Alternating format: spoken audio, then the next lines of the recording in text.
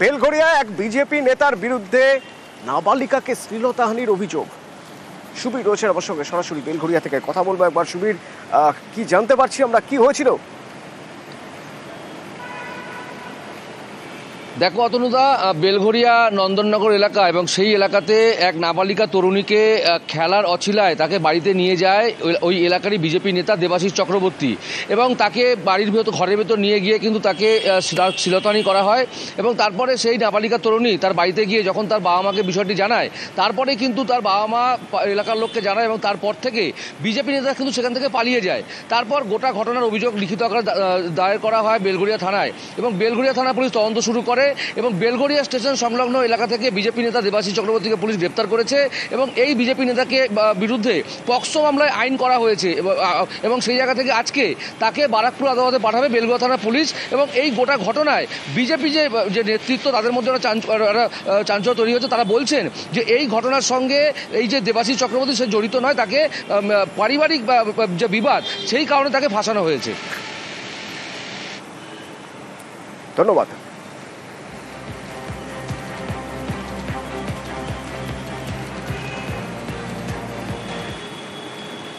Kasba law college চত্বরে গণধর্ষণের ঘটনা, সেই ধর্ষণের ঘটনায় এবার যে নিরাপত্তা রক্ষী ছিলেন, অভিযোগ নিরাপত্তা রক্ষী সব দেখার পরেও বাধা দেননি সেই নিরাপত্তা রক্ষী পিনাকি বন্দ্যোপাধ্যায়, তার জামিন হলো ব্যক্তিগত বন্ডে। সিকিউরিটি রুমে, ওই কলেজের ল কলেজের সিকিউরিটি রুমে ছাত্রীকে গণধর্ষণের অভিযোগ ছিল, গণধর্ষণ, এবং যে গণধর্ষণের সময় নিরাপত্তা রক্ষী সেখানে থাকলেও তিনি বাধা দেননি বলে অভিযোগ ছিল। অমিত আছে আমার সঙ্গে ফোনে। অমিত, পিনাকি বন্দ্যোপাধ্যায়ের জামিন মঞ্জুর করলো আলিপুর আদালত, ঠিক কি কি শর্ত রয়েছে বা কি পর্যবেক্ষণ, কোন পর্যবেক্ষণের ভিত্তিতে তার জামিন হলো? দেখো, পিনাকি বন্দ্যোপাধ্যায় কসবা গণধর্ষণকারীর নিরাপত্তা রক্ষী, তাকে গ্রেপ্তার করা হয়েছিল। মূলত নিরাপত্তা রক্ষী হওয়া সত্ত্বেও কেন বাধা দিয়েছিলেন না, এমনটা কিন্তু অভিযোগ ছিল। সেক্ষেত্রে আদালতে জামিনের পক্ষে সওয়াল করতে গিয়ে পিনাকি বন্দ্যোপাধ্যায়ের আইনজীবী যে বিষয়গুলো তুলে ধরে যে তিনি একজন নিরাপত্তা রক্ষী ছিলেন, তাকে জোর করে ভয় দেখিয়ে তাকে বসিয়ে রাখা হয়েছিল, সেই কারণে তিনি প্রতিরোধ গড়ে তুলতে পারেননি বা কোনো প্রতিবাদ করতে পারেননি। এমনকি ক্লোজ সার্কিট ক্যামেরার যে ফুটেজে পিনাকি বন্দ্যোপাধ্যায়ের যে গতিবিধি লক্ষ্য করা গিয়েছে, তা থেকে স্পষ্টত তিনি ভয়ের আতঙ্কে, সেখানে আতঙ্কের মধ্যে ছিলেন। এবং অন্যদিকে নির্যাতিতার যে বয়ান বা নির্যাতিতার যে স্টেটমেন্ট, সেখানেও কিন্তু নিরাপত্তা রক্ষী যে ভয়ে ছিলেন, সন্ত্রস্ত ছিলেন, সেই বিষয়টিও কিন্তু উল্লেখ রয়েছে। এমনটা কিন্তু আদালতের কাছে তুলে ধরা হয় পিনাকি বন্দ্যোপাধ্যায় আইনজীবী দিব্যেন্দু ভট্টাচার্যের তরফে। এবং সমস্ত সওয়াল জবাব শেষে আলিপুর জেলা ও দায়রা আদালত আজকে পিনাকি বন্দ্যোপাধ্যায়কে শর্ত সাপেক্ষে 20,000 টাকা বন্ডে জামিন মঞ্জুর করেছে। এবং তোমাকে জানিয়ে রাখবো যে কলকাতা পুলিশের তরফে যিনি আইনজীবী ছিলেন, বিশেষ সরকারি আইনজীবী বিভাস চক্রবর্তী, তিনি কিন্তু জামিন বিরোধিতা করেছিলেন। কিন্তু পিনাকি বন্দ্যোপাধ্যায়ের আইনজীবী দিব্যেন্দু ভট্টাচার্য যে বিষয়গুলি আদালতের কাছে তুলে ধরে, অর্থাৎ একজন নিরাপত্তা রক্ষী এবং যে মনোজিৎ এবং তার যারা সঙ্গী যারা ছিলেন তারা যথেষ্ট প্রভাবিত এবং তাদের ভয়ে আতঙ্কের মধ্যে ছিলেন পিনাকি বন্দ্যোপাধ্যায়, নিরাপত্তা রক্ষী হওয়া সত্ত্বেও তিনি প্রতিবাদ ও কোনো প্রতিরোধ গড়ে তুলতে পারেননি। দীর্ঘ লড়াইয়ের পরে আজকে জামিন হয়েছে, এটা ভালো লাগছে এইভাবেই যে হ্যাঁ, একজন নিরপরাধ এইভাবে একটা কাস্টাডিতে ছিল, সেটা কেউ মেনে নিতে পারছিলাম না, সেই কারণেই লড়াইটা চলছিল। নিশ্চয়ই তার এগেনস্টে কোনো সঠিক তথ্য প্রমাণ এখনো পর্যন্ত পেশ করতে পারেননি প্রায় 100 দিন পরেও, কিন্তু নিরপরাধ হয়ে যেন একজন কোনো শাস্তি না পায়, এর জন্যই আমাদের লড়াইটা ছিল। অ্যালিগেশন ছিল, কিন্তু তার এগেনস্টে সঠিক কোনো তথ্য প্রমাণ এখনো পর্যন্ত দিতে পারেননি, তার মানে তো মিলছে না বিষয়টা। দুর্গাপুর সিটি সেন্টার, সেখানে বিক্ষোভ দেখাচ্ছেন বিজেপি নেতা, কর্মী, সমর্থকরা। গণধর্ষণের প্রতিবাদ বিক্ষোভ, যে বিক্ষোভ কর্মসূচির অনুমতি ছিল না বলে পুলিশ যখন দাবি করে, তখন বচসা শুরু হয়ে যায়। সেখানকার কি অবস্থা জানবো, সরাসরি আমার সঙ্গে অর্পণ রয়েছেন দুর্গাপুর সিটি সেন্টার থেকে। অর্পণ, দেখো, একেবারেই আমি যেখানে দাঁড়িয়ে রয়েছি ঠিক আমার পেছনেই কিন্তু ধর্ণা মঞ্চ তৈরি করা হয়েছে, যেখানে শুভেন্দু অধিকারী উপস্থিত রয়েছেন এবং নির্যাতিতার বাবা তিনিও উপস্থিত রয়েছেন। এবং এই মঞ্চ তৈরিকে কেন্দ্র করেই বিতর্ক, কারণ পুলিশের তরফ থেকে জানানো হচ্ছে যে এই মঞ্চ তৈরির জন্য কোনো অনুমতি নেওয়া হয়নি। অপরদিকে কিন্তু বিজেপির কর্মী সমর্থকরা তারা একেবারেই পুলিশের সাথে বচসা এবং ধস্তাধস্তিতে রীতিমতো জড়িয়ে পড়ে এবং সেখানে কিন্তু চরম উত্তেজনা সৃষ্টি হয় এবং পুলিশের তরফ থেকে কিন্তু বিশেষ ফোর্স মোতায়েন করা হয়। এখানে কমব্যাট ফোর্স ইতিমধ্যে মোতায়েন রয়েছে, কিন্তু পুলিশের তরফ থেকে সাফ জানিয়ে দেওয়া হচ্ছে যে অনুমতি ছাড়াই কিন্তু এই মঞ্চ তৈরি। অবশেষে কিন্তু শুভেন্দু অধিকারী এই মঞ্চে পৌঁছায় এবং তিনি বক্তব্য রাখছেন এবং পুলিশ যথেষ্ট কিন্তু তৎপর রয়েছে, কারণ একেবারেই কিন্তু দেখা যাচ্ছে যে কমব্যাক ফোর্স এই গোটা এলাকাকে ঘিরে রেখেছে এবং এই নিয়েই কিন্তু পুলিশের সাথে কিন্তু বিজেপি কর্মী সমর্থক এবং বিধায়ক লক্ষণ গড়ুই বচসায় জড়িয়ে পড়ে এই অনুমতি বিতর্ক নিয়েই। এরপরেই কিন্তু ধস্তাধস্তি রীতিমতো, তারপরেই কিন্তু পরিস্থিতি উত্তপ্ত হতে থাকে এবং শুভেন্দু অধিকারী কিছুক্ষণের মধ্যেই কিন্তু এসে পৌঁছায় এবং তিনি ইতিমধ্যেই কিন্তু বক্তব্য রাখছেন এই মঞ্চে। অতনুদা, অনুপ সঙ্গে থাকো অনুপ। শুভেন্দু অধিকারী বলছেন এই ধর্ণা মঞ্চ থেকে রীতিমতো পুলিশকে চ্যালেঞ্জ ছুটছেন বিরোধী দলনেতা। রাজ্যের বিরোধী দলনেতা বলছেন যে যদি এই ধর্ণা মঞ্চ পুলিশ ভাঙে তাহলে আবার গড়বেন। চ্যালেঞ্জ ছুড়ে দিলেন পুলিশের দিকে। আসুন, তুলুন চেয়ার।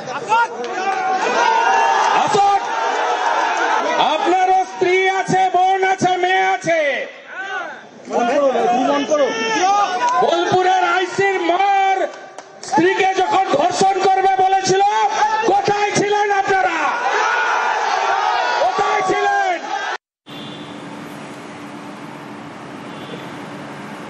এখানে রীতিমতো বিক্ষোভ দেখাচ্ছেন।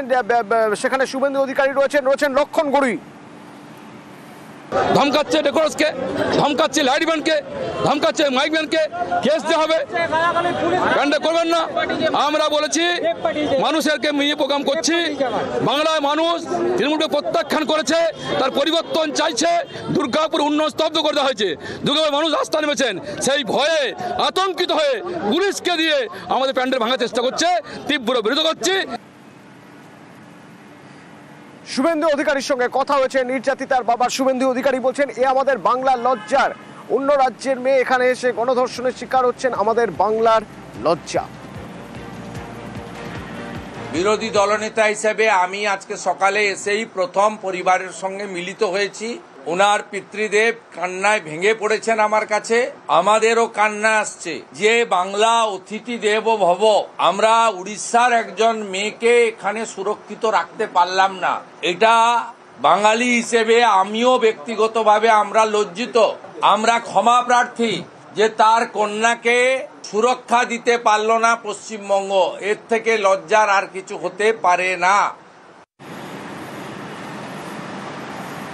তৃণমূল নেতা অরূপ চক্রবর্তী আমার সঙ্গে ফোনে রয়েছেন।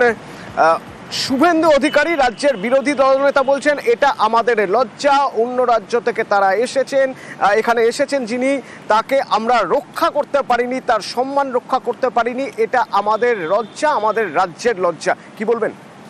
শুভেন্দু অধিকারী একটা প্যাথোলজিক্যাল লায়ার। ও গতকালকে ধর্ষকের মধ্যে ধর্ম খুঁজেছিল।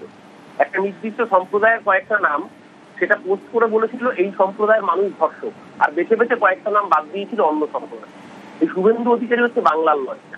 এই বাংলার লজ্জা বিজেপি, যারা অপরাজিতা বিলের মতো একটা প্রয়োজনীয় বিল, যেটা কিনা ধর্ষকের বিরুদ্ধে ছিল, যেটা ধর্ষককে ভয় ভরা প্রবৃত্তি কমাতো সমাজ থেকে, সেই বিলটাকে যারা আইন হতে দেয় না, তারা আসলে বাংলা এবং দেশের লজ্জা। এই শুভেন্দু অধিকারী লজ্জা করানো রাজনীতি করতেও কখনো ধর্ষকের মধ্যে ধর্ম খোঁজে, কখনো ধর্ষকের মধ্যে দল খোঁজে। ধর্ষকই হয়। আজকের ঘটনা সারা ভারতকে চমকে দিয়েছে। ত্রিপুরায় 14 মাস ধর্ষণ করেছে, তারপর পালিয়ে গিয়েছিল। অন্য জায়গা থেকে তাকে গ্রেফতার করা হয়েছে। তো কোন রাজনৈতিক দল তো বলছে না যে ওই পরিবারটা বিজেপি করতো, যে ধর্ষক সে বিজেপি। ধর্ষকের একটাই পরিচয়, সে ধর্ষক। তার জায়গা হবে ফাঁসির কাছে কিংবা জেলের ভিতরে।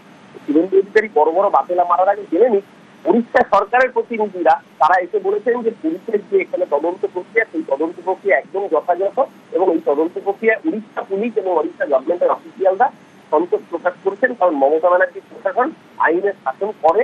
মমতা ব্যানার্জির রাজত্বে যদি কোনো অপরাধ হয়, অপরাধীর জায়গা হবে জেলের ভেতরে। আর এই শুভেন্দু অধিকারী বড় বড় ডায়লগ মারবে, অপশন দিয়ে রাজনীতি করবে আর অপরাধীকে কাটতে রাখবে। এটাই এদের চরিত্র। বাংলার মানুষ এদের চেনে বলেই বাংলার মানুষ বারবার এদের ধারে রাখছে, তারা গালে সাপ করবে। ধন্যবাদ। গতকালই ঘটনার নিন্দা প্রকাশ করেছেন মুখ্যমন্ত্রী মমতা বন্দ্যোপাধ্যায় এবং পুলিশকে কড়া পদক্ষেপের নির্দেশ দিয়েছেন। বাংলায় আমরা জিরো টলারেবল, আমরা এখানে কোনো রকম টলারেট করি না। আর তারপরে বিভিন্ন রাজ্যের ছেলেমেয়েরা যেখানে পড়তে আসে, আর প্রাইভেট মেডিকেল কলেজেরও একটা দায়িত্ব আছে তাদের স্টুডেন্টদের টেক কেয়ার করা।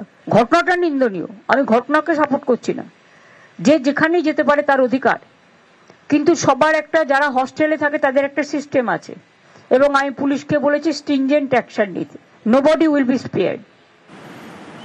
এখনো পর্যন্ত পুলিশি তদন্ত কোন পথে, কতজন গ্রেপ্তার, কারা তারা, জানবো। আমার সঙ্গে সরাসরি অর্পণ রয়েছে। অর্পণ,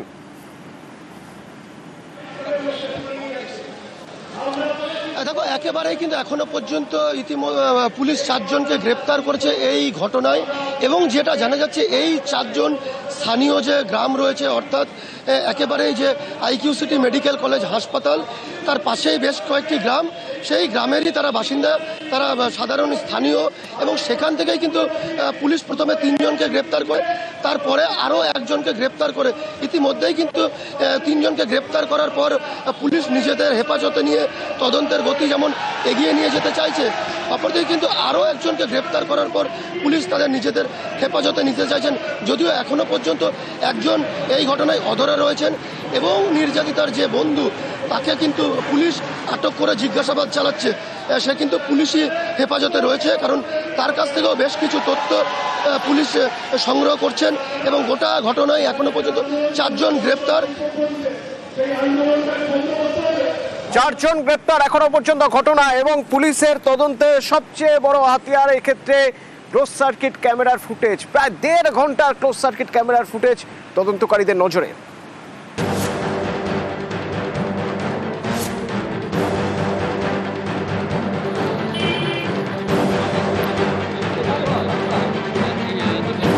পশ্চিম বর্ধমানের দুর্গাপুরে বেসরকারি মেডিকেল কলেজ। শুক্রবার রাতে এই মেডিকেল কলেজের 2য় বর্ষের ছাত্রীকে গণধর্ষণের অভিযোগ। ছাত্রীর বাড়ি ওড়িশার জলেশ্বরে, থাকেন দুর্গাপুরে কলেজের হস্টেলে। হস্টেলের কাছে জঙ্গলে ডাক্তারি পড়ুয়াকে গণধর্ষণের অভিযোগ। এই ঘটনায় ছাত্রীর এক সহপাঠী এবং আরও 5 জনের বিরুদ্ধে দুর্গাপুর নিউ টাউনশিপ থানায় শনিবার গণধর্ষণের অভিযোগ দায়ের করা হয়। এরপরেই ধরপাকড় শুরু করে পুলিশ।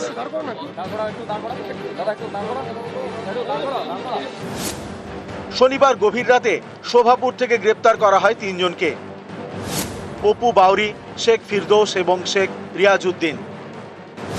ধৃতদের থেকে উদ্ধার হয়েছে ছাত্রীর মোবাইল ফোন। আপনারা কি অভিযোগ স্বীকার করছেন? করছেন না? কি হয়েছিল, ঘটনাটা কি হয়েছিল? উনি যে অভিযোগ সম্পূর্ণ মিথ্যা, আমরা কোনো নয় রেপ এইটুকুই জানেন।